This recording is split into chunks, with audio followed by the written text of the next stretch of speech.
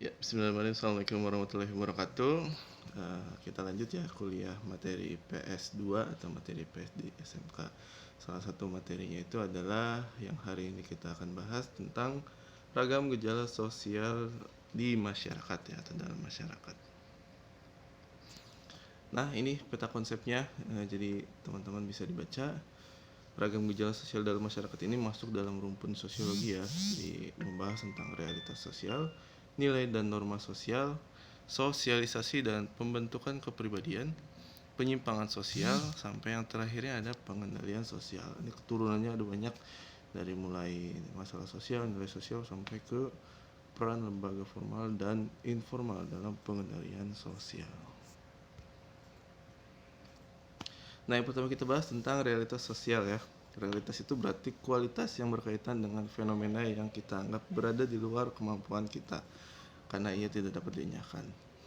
Ada tokoh yang mengatakan bahwa realitas sosial memiliki dimensi objektif dan subjektif. Manusia memiliki peluang untuk melakukan interpretasi yang berbeda atas realitas yang diperolehnya melalui sosialisasi.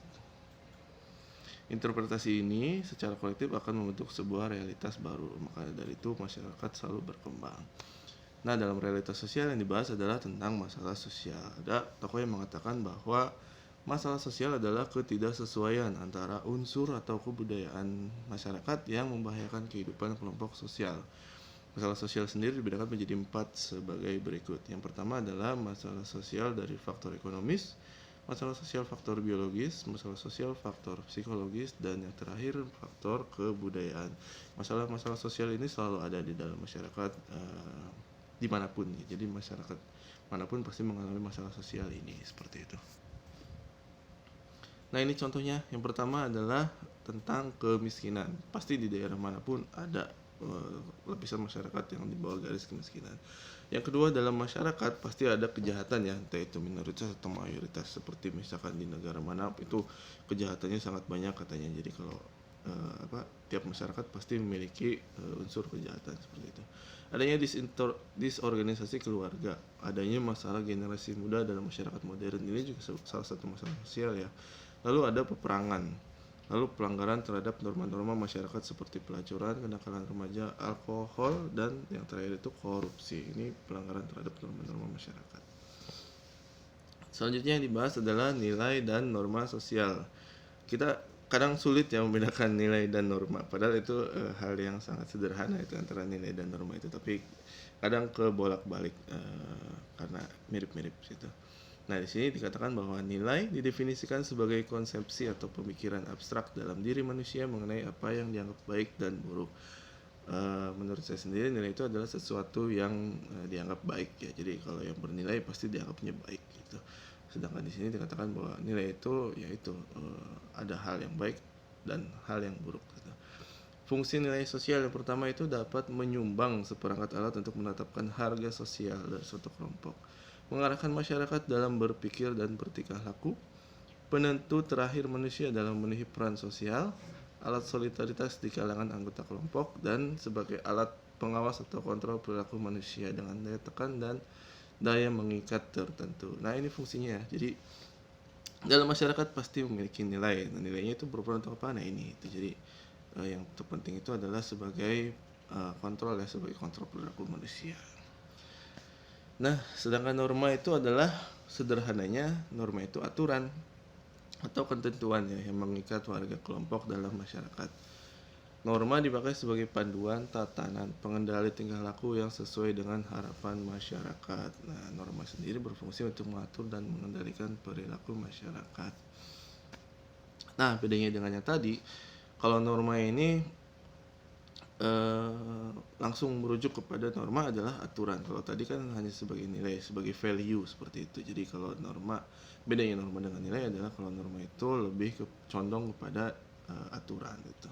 Tingkatan norma sendiri ada cara atau usage, kebiasaan, tata kelakuan, adat istiadat, dan yang terkuat adalah laws ya atau hukum. Cara itu contohnya apa? Misalnya kita makan menggunakan tangan kanan, itu berarti norma cara itu. Kalau kebiasaan beda lagi. Kalau tata kelakuan juga mores itu beda lagi. Dan adat istiadat dalam masyarakat pasti memiliki adat-adat istiadat tertentu. Selanjutnya dalam ragam gejala sosial dalam masyarakat itu yang dibahas adalah sosialisasi dan pembentukan kepribadian. Sosialisasi adalah proses penanaman atau transfer kebiasaan dari satu generasi ke generasi lainnya dalam sebuah kelompok atau masyarakat, atau bisa juga dikatakan keluarga ya. Jadi kalau kita mendapatkan nilai, dapat wejangan, dapat pendidikan dari generasi sebelum kita, artinya orang tua kita atau orang yang lebih tua dari kita, itu namanya ada sosialisasi gitu. Nah, menurut sosiolog, hal yang dipelajari dalam proses sosialisasi adalah peran.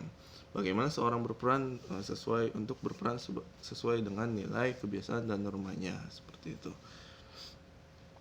Kepribadian. Nah, sekarang kepribadiannya merupakan kebiasaan, sifat, sikap, dan ide dari seorang individu yang berpola dan berkaitan secara eksternal dengan peran dan status. Nah, itu tadi. Kepribadian adalah produk dari interaksi sosial dalam kehidupan kelompok. Jadi sosialisasi ini akan membentuk kepribadiannya akan seperti apa. Ada sosialisasi yang sempurna, nanti kepribadiannya akan baik. Ada sosialisasi yang tidak sempurna, bisa jadi ada permasalahan di dalam kepribadiannya, seperti itu.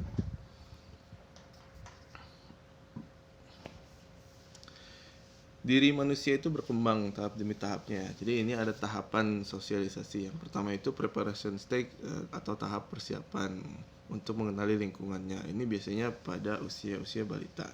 Tahap play stage atau tahap bermain peran. Ini biasanya usia 7 sampai 10 tahun gitu.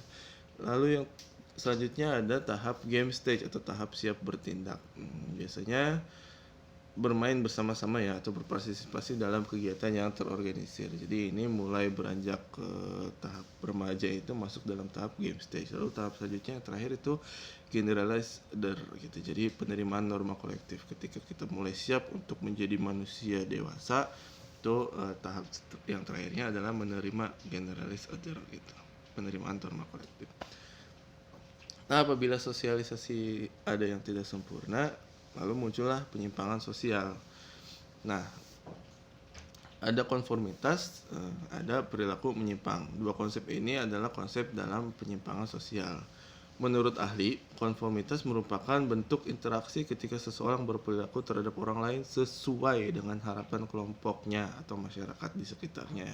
Sedangkan perilaku menyimpang adalah apabila tidak sesuai dengan nilai dan norma yang berlaku dalam masyarakat. Nah, ini kalau konformitas itu berarti berasal dari katanya konform ya. Jadi dia bisa menyesuaikan dan bisa sesuai dengan harapan kelompoknya. Apabila perilaku menyimpang berarti tidak sesuai dengan nilainya. Nah, ini sifat dan macam perilaku menyimpang. Ini saya peta konsepnya ambil dari guru SMA 1 Cibeber ya. Perilaku menyimpang, ada sifat perilaku menyimpang, ada positif negatif. Macam perilaku menyimpangnya ada kejahatan, penyimpangan seksual, pemakaian dan pengedaran obat terlarang, penyimpangan gaya hidup. Nah, kejahatan sendiri dibagi-bagi kejahatan tanpa korban. Kalau narkoba itu kejahatan tanpa korbannya masuknya. Dia sebagai korban dari kejahatannya sendiri. Lalu kejahatan terorganisasi, kejahatan kerah putih, dan kejahatan korporat. Nah, apabila ada perilaku menyimpang, maka dari itu perlu adanya pengendalian sosial. Pengendalian sosial adalah mekanisme untuk mencegah penyimpangan dan mengarahkan anggota masyarakat untuk bertindak menurut norma dan nilai yang telah melembaga. Ada dua sifatnya, yaitu preventif dan represif.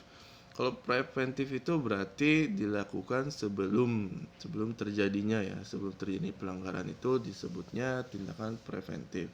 Sedangkan tindakan represif itu berarti setelah adanya tindakan pelanggaran. Jadi ketika pelanggaran sudah dilakukan, lalu bentuk pengendaliannya itu adalah bentuk pengendalian represif. Seperti itu kita sering dengar ya, kaitannya sama represif, ini bertindak represif gitu-gitu.